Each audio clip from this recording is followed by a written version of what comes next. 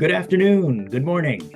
This is Ryan Massey, Director of Client Relations at Loyalty360, welcoming you to another edition of Loyalty Live. In this series, we talk to the leading agencies, technology partners, and consultants in customer, channel, and brand loyalty about the technology trends and best practices that impact the ability of brands to drive unique experiences, enhance engagement, and most importantly, customer loyalty. Today, we have the pleasure of speaking with Caitlin Watson, Partner, Marketing Services, and David Shaw, VP Business Development. Welcome, Caitlin. David, I'm glad you could both join us. Thank you. Good to be here. Thanks. Caitlin, can you tell us a little bit about yourself, your role with WillowTree, and your background? Sure. Well, I started out my career in marketing actually at an association. It's really where I fell in love with customer loyalty and thinking really deeply about customer journeys and how to engage them. With WillowTree, I've been here for the last 3 years, helping to build our marketing services department, specifically on the areas of loyalty, both strategy, technology, helping to build out our MarTech services, CRM, lifecycle, really anything in and around the customer journey. Journey automation is what my team does. We have about 70 professionals under us right now in this part of our organization, and I believe Dave will speak a little bit more about WillowTree at a whole. So I will pass it over to him. Awesome. David, over to you. Sure. So I lead our business development function for all things consumer, which for us means QSR, travel and hospitality, retail, CPG, lots of other things. My background is actually all on the strategy side. So I've led insight and strategy teams for my whole career. So this is a little bit of an interesting jaunt that I'm doing into the biz dev world with all the sellers. But it's really interesting to start to apply some of that strategy brain to how we go to market with individual companies and with specific vertical strategies, all of them having to do with a lot of loyalty things, as you might expect. And yeah, WillowTree has been around for a long time. We were built on a heritage of mobile applications. And so we still do a lot of that work. We have since kind of blossomed into lots of things, as Caitlin mentioned, where marketing services is a really big part of that. And as we're talking about today, loyalty programs, architecting those programs, managing and even hands-on keyboards, operating those programs is a pretty big chunk of now what WillowTree is doing in a go-to-market strategy. Excellent. Now, for those who may not be familiar with how WillowTree supports a brand's customer loyalty efforts, Dave, can you give us a brief overview of what you do and the industries you work with? Yeah, so we do a lot of work across lots of industries. So I'm responsible for a few of them, but in addition to some of the more consumer focused ones, we also do a lot of finance. We do a lot of healthcare. We do a lot of telecom. So it's pretty wide berth of verticals that we deal with. And I would say that our expertise ranges from somebody that doesn't know what to do, doesn't have a platform, doesn't have a loyalty program of any kind. We do consultation on how to pick a platform, how to negotiate a deal, even with those platforms, how to get onboarded, how to get internal team members skilled up on those platforms. We go from there all the way down to oftentimes we're the people that are operating those platforms on behalf of clients. So we are running loyalty, CRM programs, all the way down to doing the actual creative that goes out in the email. So it's kind of an end-to-end service that we operate. Not everybody is at every point, obviously. So there are folks that have lots of stuff in-house and we help them. There are folks that outsource completely to us and we eventually train in-house folks to take over. So it runs kind of the gamut, but we're kind of a full service end-to-end partner for anybody that wants that level of loyalty or CRM assistance. Outstanding. Caitlin, how do you define customer loyalty? What does it mean to your organization? Absolutely. There are so many lenses in which to think about customer loyalty. We utilize a variety of frameworks to kind of put our arms around it and help communicate that with the brands that we work with. One of my favorites that I think helps to really encapsulate all that goes into the psychological customer loyalty that a customer may be thinking about with the brand. It's called the investment model of commitment. It was actually started as a theory and a model to measure interpersonal relationships and romantic relationships and friend relationships, but over the years has become something that is able to really quantify emotional loyalty and brand customer loyalty. It looks at relationship investment. So, how much as a person do I think I'm giving into this brand? I'm pouring into this company. How hard is it for me to interact with their services or download their app or become a member? It then takes in how satisfied I am. So, how much do I perceive satisfaction? Does it give me a warm and fuzzy feeling at the end of the day? Does it make me feel like part of, an environment that's bigger than me? It takes away any quality of alternatives I see. So kind of minusing out, do I perceive there to be another brand or another thing that does what I'm looking for? And then overall, kind of that equation sums out to customer brand commitment, thinking about how do I measure customer loyalty? This is a model that we see have accuracy across geos, across regions, across cultures, across industries. So in my opinion, it's really kind of a really easy equation to follow, but a summation of how to measure and think about customer loyalty for brands and companies alike. Excellent. Caitlin, in our 2024 State of Customer Loyalty report, 79% of marketers said they have an internal interest in their brand to update, enhance, or completely redo their customer loyalty offerings. What enhancements are your clients currently focused on? And what trends are you seeing when it comes to loyalty program improvements and updates? Absolutely. We meet a lot of customers that come to WillowTree for help or for guidance, and they're typically focused on things that will give them a competitive edge. So loyalty, I think the average person, don't quote me on this, but has about 18 loyalty programs that they're signed up for in and around that number. So there's kind of this constant questioning of how can we stand out? How can we make our brand different? How can we make a program that really speaks to us ourselves as a brand? One of the things that is a hot trend we're seeing is gamification. So WillowTree kind of as not only a marketing services partner, but also a partner that can do web development, mobile app development. We have this huge engineering practice. We're often helping our brands and our customers think about how do I create these fun gamified experiences that are going to create stickiness for our customers. The other thing I will say is that there's a huge movement to update the underlying architecture that powers loyalty. So on one hand, we're having folks come to us about a lot of those external things. How can I create gamification? And then on the other hand, we're having folks say, oh gosh, we can't even get there until we have a CDP that organizes our customer data appropriately. How can we rethink about the architecture so that way we can power those experiences going forward? So kind of all along the spectrum, but we're usually seeing folks at the tail end or at the beginning stages. Awesome. Caitlin, brands are keenly focused on delivering authentic personalization in their customer loyalty programs, but sometimes they struggle with relevancy in their communications and offerings. What are some of the challenges you've observed while working with brands?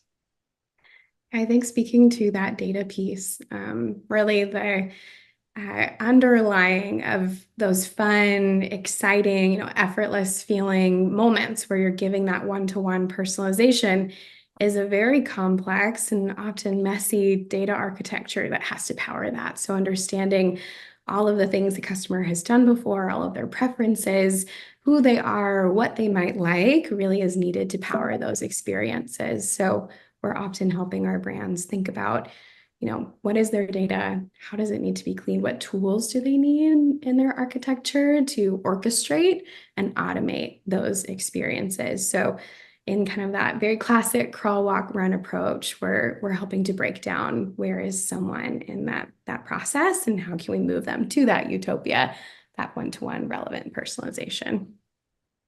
That's very interesting.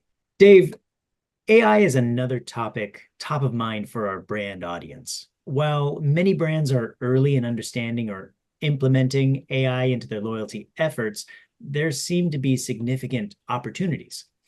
What specific opportunities do you believe AI offers for enhancing loyalty programs, customer engagement, and retention? I think it's a slippery, dangerous slope, kind of, but I do think that AI is going to help us test more things more often. So right now we are not 100% by hand making segments and not 100% by hand making journeys and paths that we're pushing people down. But I do think that AI is going to let us accelerate what we're doing and create more segments that maybe we didn't anticipate or didn't think about, or it could be even smaller. So we always want to get to one-to-one. The goal is to get to, Dave, get the most personal possible journey from every possible brand. We're not to that point yet. AI could maybe get me to a place where I'm a little bit closer, where my micro segment is very defined on the things that I care about and things that I interact with and things that I do. That maybe a person does simply not have the capacity to go down to, take 1 million people and get into micro segments of like 30. AI maybe is one of those things that could help us get there. I think we run the risk of it being a little bit too formulaic or too creepy to be like very, very, very hyper personalized. Might feel a little uncanny valley a little bit. So I think there's always going to need to be some people obviously interacting with AI or with the model or whatever, but I do think it gives us the opportunity potentially to scale in a way that like Caitlin's team, our team at WillowTree can't do just with hands, could do potentially with a model. Interesting. Caitlin, what do you think is working for your clients right now when it comes to building successful loyalty programs and strategies? Can you provide an example or two? Sure. Where we see the most success is when companies are taking that intentional time to understand their audience, understand their user. So investing in customer research. We like to do what we call customer ride-alongs. So a great example is a beverage provider that we work with. Our team actually spent 2 months riding along with their drivers and interacting with customers and going to different stores, and really understanding not only on paper, what does the data tell us about customer behavior and transactions, but understanding those intangibles. What is the experience like all the way from the beverage arriving to a store, to a customer driving there, to purchasing it, to taking it home. Really investing that time and deeply understanding the entire journey, not only online, but offline as well. And then creating experiences that delight along that way and that help kind of nudge users to that ultimate goal or that fandom or that loyalty. Another company that we worked with is a large sports entertainment company. So similarly, attending those events, Dave is smiling. It's one of his favorite clients of all time. They have to do with wrestling events. So really actually going to those events, participating in those, understanding where that offline and that online world can connect and how that fandom can be created in those moments of customer delight and experiences along the way. So to sum it all up, my headline for that would be to deeply understand your customer, not only what your data is telling you, but going out there, being present with them, participating in user surveys, whatever it might look like for your company, but deeply understanding your customer, their real journey, their emotions, their pain points, and then figuring out how loyalty plays a part in making a loyal customer. Very interesting. David, are there programs you admire or are loyal to from a customer loyalty perspective? What do you like about their offerings? So I will confess to be a Taco Bell person. What I like about Taco Bell is two things. One, there is a fairly immediate sense of joy because you earn things very quickly, at least at the levels that I order Taco Bell at. So you're able to get free stuff frequently. I'm at a higher tier, which probably plays to some emotional something or other in my soul, that I appreciate that they recognize that I'm at a higher tier, which is in reality not that hard to get to, but makes me feel a little bit better. And maybe the most important thing is when you do earn a reward with them, you have immense choice. So I'm able to spend those points, air quotes, on whatever I want. There's a million different options. And I think Chipotle is another obvious one that everybody kind of cites, but it's a great one. There again, lots of choice, very transparent methods to earn points.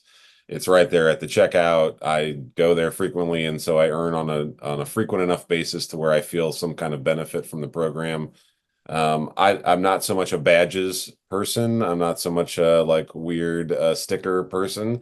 But if you are, they're doing that too, you know. They're geo-fencing their locations to remind me to check in, so make sure I get points. So doing lots of like little things right. And I realize now that I've made like kind of a double Mexican food answer to your question. But I think those are two programs that are doing a great job, but maybe for slightly different reasons. Sure. Terrific. Now, David, do you have any closing advice or thoughts? What's next for WillowTree as we move forward in 2024? I think like I said before, we're trying to get to as close to one as you can, and try to do it in the most authentic way possible. So we have a conversation internally about how to craft a loyalty program that is equal parts transactional financial benefit, so I get something, as well as it is emotional recognition based benefit. I want to feel like a regular, and I also want to get free things every once in a while. You know, it's both of those things. And I think if you run the risk of it being just one of them, you're going to leave people on the table. Like if it's too transactional, the second you turn the deals off, McDonald's, I'll stop going, or I'll stop using the app, or I'll stop, whatever, buying the thing you want me to buy. If it's all emotional and I don't ever get a free anything, or don't ever get a deal of any kind, maybe I'm unsatisfied in a different way. So we're trying to blend those two things together to make sure that we're having a well-rounded approach to a loyalty program. And I think that's something that every program should endeavor to do, is to have both sides of that house taken care of in a way that motivates the type of behavior that you want to motivate with the loyalty program in the first place. Very good. Okay, Caitlin. So we're going to go ahead and get started with the quick fire questions. There's 10 of them. If you just give the first word or short phrase that comes to mind, whatever you're thinking, and we'll go ahead and go through these 10. Sounds good. So, Caitlin, what is your favorite word? Oh, that is a hard one. Probably every month it changes. I have been thinking a lot about the word bespoke. So kind of that curated, custom, how are we making unique experiences? There's a lot that kind of wraps into that word, but bespoke is something I've been thinking a lot about. Excellent. What is your least favorite word? Propinquity. It's something we use a lot as we talk about kind of the magic that happens when you're in person with someone or a group of people and kind of co-working. But it's a fun word to say. It doesn't roll off the tongue very well. In the bonus round, we're going to see who can spell it. How do you pronounce it again? Propinquity. Propinquity. Mm-hmm. Okay. That's a new one. I've never heard that word. What excites you? Ooh, I think the blending of art and science, kind of why I fell in love with marketing, just some magic that you can create when you're thinking, really data focused about something, but then blending a lot of art that comes in with marketing and branding and loyalty. Sure. What do you find tiresome? Meetings that could have been an email, probably like most professionals. That's fair. What book do you like to recommend to colleagues? Ooh, let me think about that one. Oasis Conversations, I think, is a great one. Right now I'm in a season of helping a lot of marketers grow into people managers and directors themselves. So having those hard conversations with staff in a way that's kind and clear, I think it's a great one to read for all leaders. Okay, Oasis Conversations. What profession, other than your own, would you like to attempt? Oh, my partner and I have dreams of starting a coffee shop one day. So probably small business owner, if we could, or the timing was right. What do you enjoy doing that you don't get to do often? Working with rescue animals. I have two rescue animals, a giant 120-pound Great Pyrenees dog and a tiny diabetic 7-pound cat. So very passionate about rescue animals. We have a couple local shelters that we like to volunteer time. I wish that I had more, but always on the to-do list. All right. Who inspired you to become the person you are today?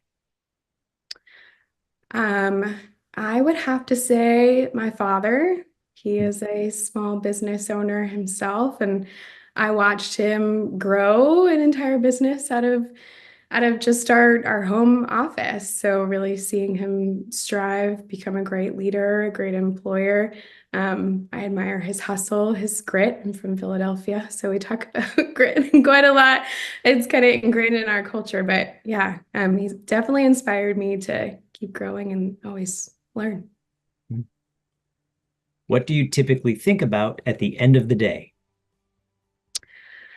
Probably which Netflix show we're gonna watch in bed, but on more of a professional setting, I always love to do just kind of a quick recap of what did I learn, what was surprising, what was hard, and what can I take into the next day. How do you want to be remembered by your friends and family? That's a good one. Someone very giving with my time, giving with my things, very close to my friends and family. So wanting to make sure I always have time for them is something really important to me. Well, I want to thank you both for taking the time to speak with us today. It was great hearing from you, from your perspective on customer loyalty, and we look forward to hearing more from you throughout the rest of the year. And I want to thank everyone else for listening. We look forward to having you back on our next Loyalty Live soon.